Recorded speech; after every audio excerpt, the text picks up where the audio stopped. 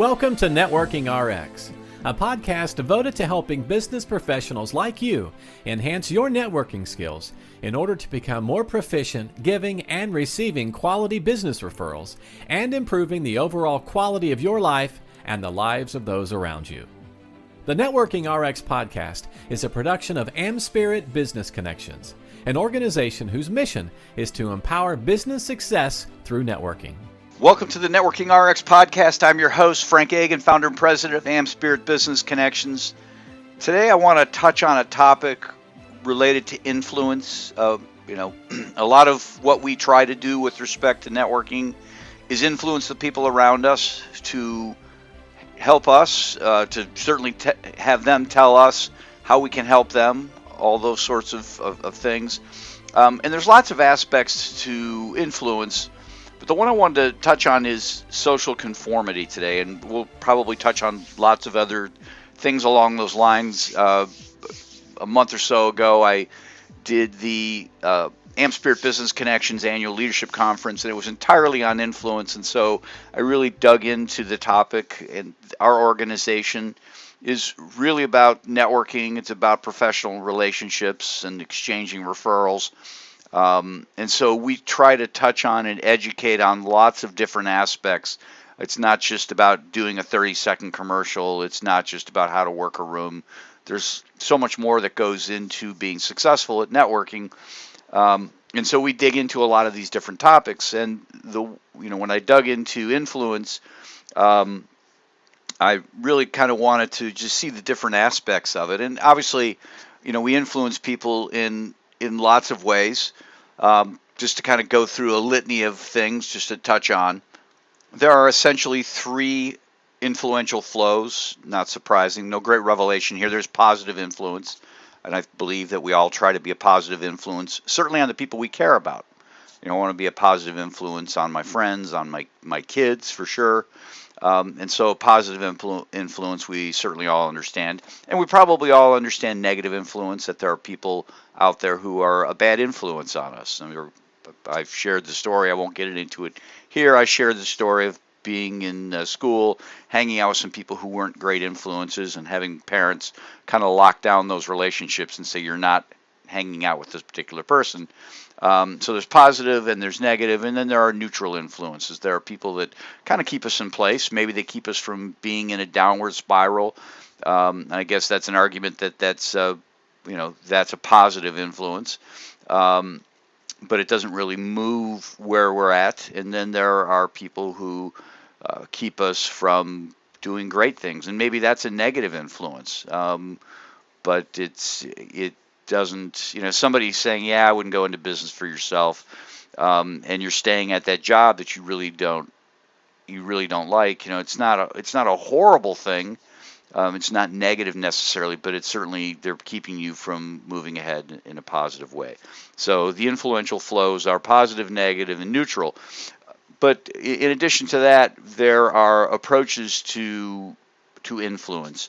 And I've seen it go from 4 different approaches to 6 to 8 to 13.5 approaches to influence. But the ones that I really talked about when I did a program on this, I just broke it down into 4. There are rational approaches, there are social approaches, and emotional approaches, and malicious approaches. And just to kind of quickly go through these, rational approaches is us using logic.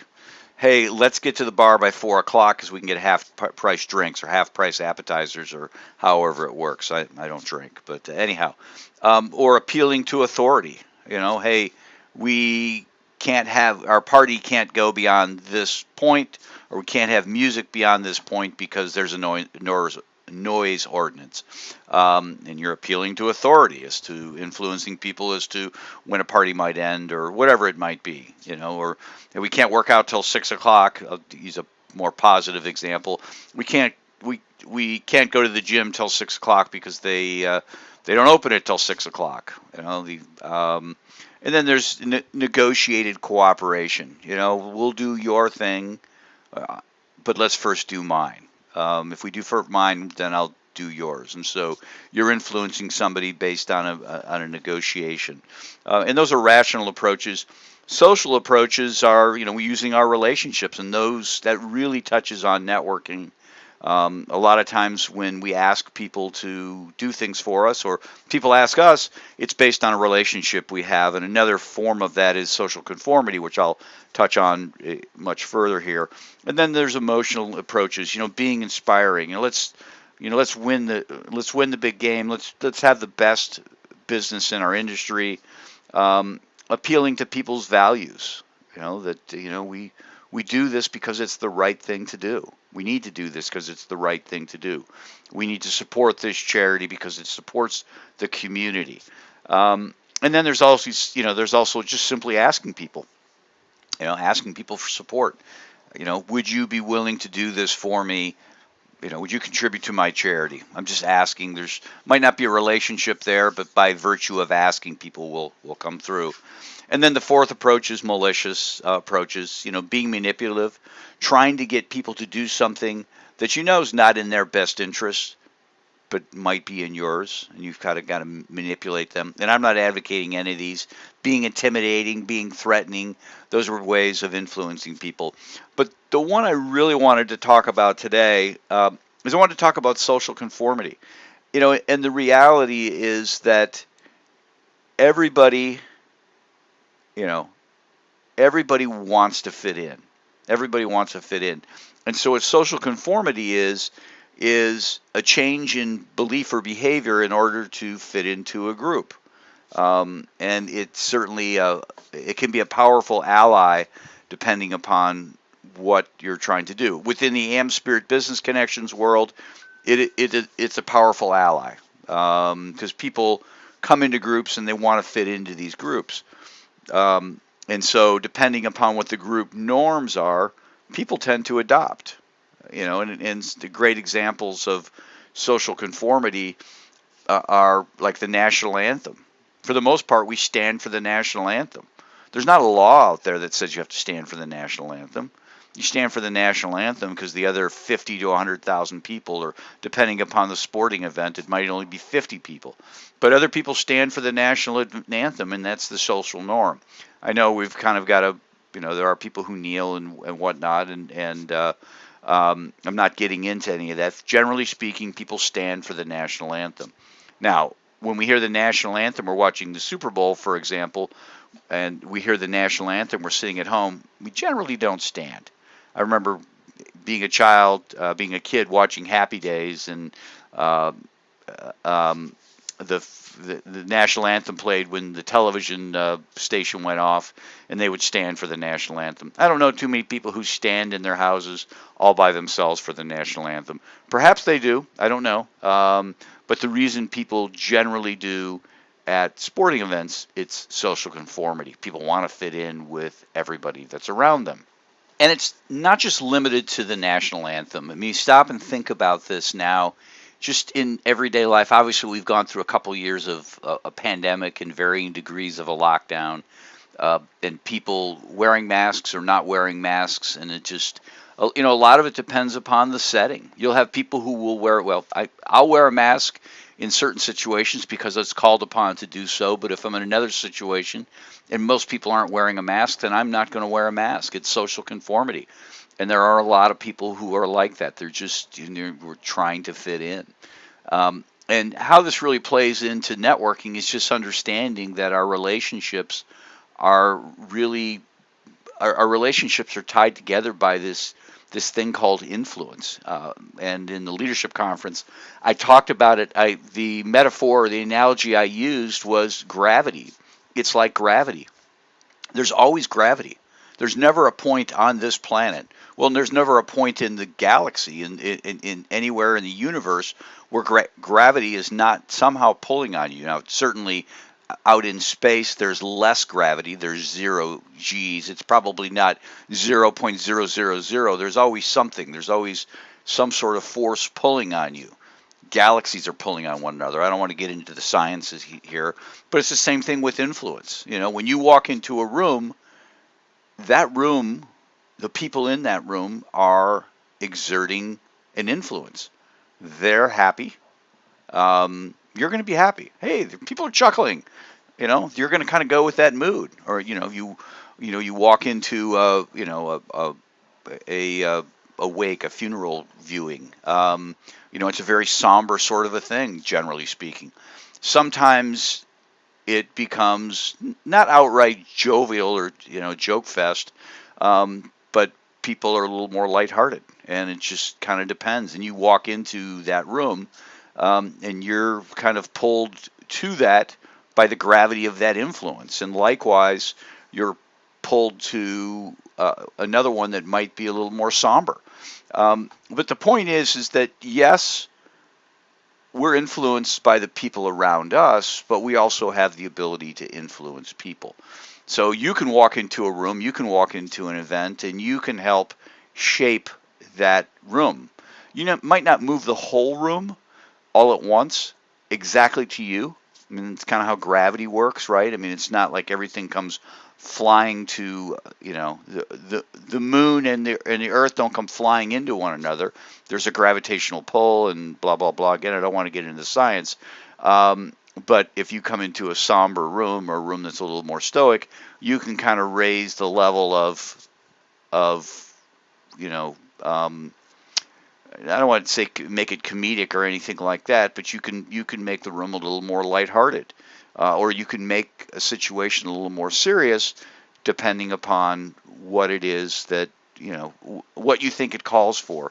And if you do that enough, you kind of change the mood of the room. It kind of hits a tipping point where people are like, okay, yeah, this is how it is.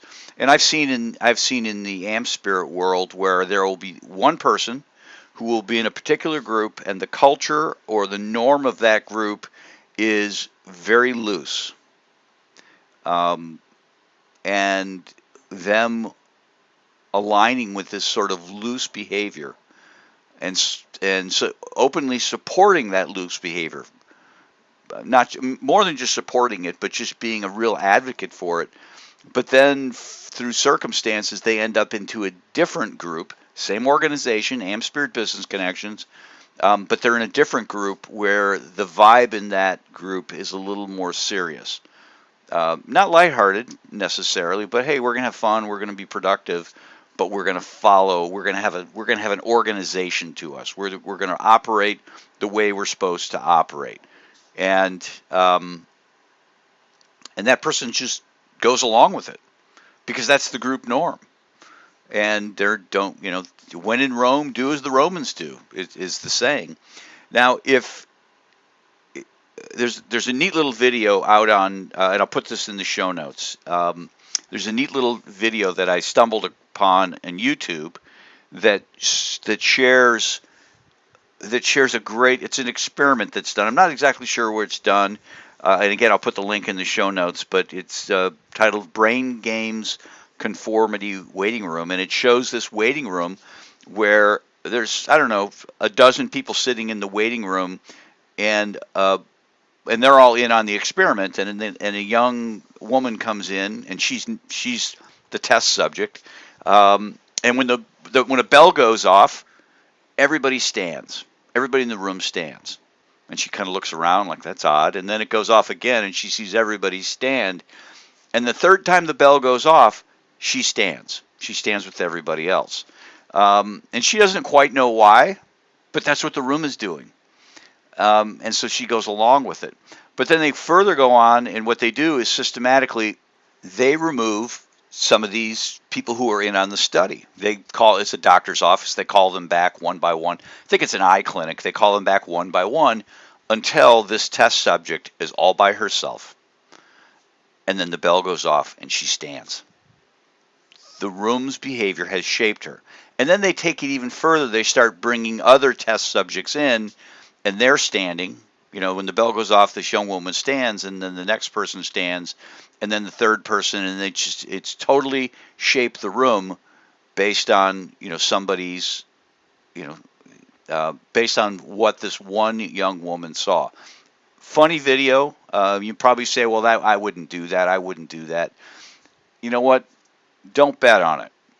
Don't bet on it. I look at AmSpirit Business Connections because I have a lot of different groups, and they all kind of operate, they all run the same program, but they operate differently. They have different group norms. I have the City Center chapter that has been very staunch about, hey, we're going to wear masks. We are wearing masks, through the pandemic. We're going to wear masks. We're going to social distance. And then I have another group where that's not the case. And they're not being obstinate about it or anything. They're just like, yeah, we feel we're okay. We're all vaccinated. We've all been taken care of. And they're respectful of people who want to wear a mask. That's not a problem. But it's like, if you don't want to wear a mask, you don't have to wear a mask. And these are groups that meet different parts of town. And I won't even get into politics because I don't even know what people's politics are. It doesn't matter. Because those are the group norms. And if you don't like it, all right, you could say, well, I would never do that. I would never stand when the bell went off. What would probably happen is you just wouldn't stay in the room. You wouldn't just stay there and sit. And you can say you would, but I don't know. I guess we'll never know. Anyhow, just something to keep in mind that as you're moving about, as you're, on the bus or on the elevator or at a work meeting or a function, it might be a party, it might be an after hours, it might be a company lunch. Just understand that there's influence going on. There's a social conformity and how you are kind of conforming to it, right? I've seen some people who go out with their cohorts and they'll have a drink at lunch, and others where that's a big no-no. And they both kind of justify their behaviors. Anyhow, get a chance, watch the video, think about this as you're out there dealing with people and just how influence is pulling on you and how your influence is pulling on other people. Thanks for joining us on the Networking RX podcast. Please put what you've learned into action today and let us know if you have questions, comments, or ideas for future topics. You can email them to us at podcast@amspirit.com. That's AmSpirit.com. Finally, so you never miss an episode, be sure to subscribe to the Networking RX podcast through iTunes, Overcast, or however you receive your podcasts. Now get out and network with someone. The Networking RX podcast is the copyright production of AmSpirit Business Connection. All rights reserved.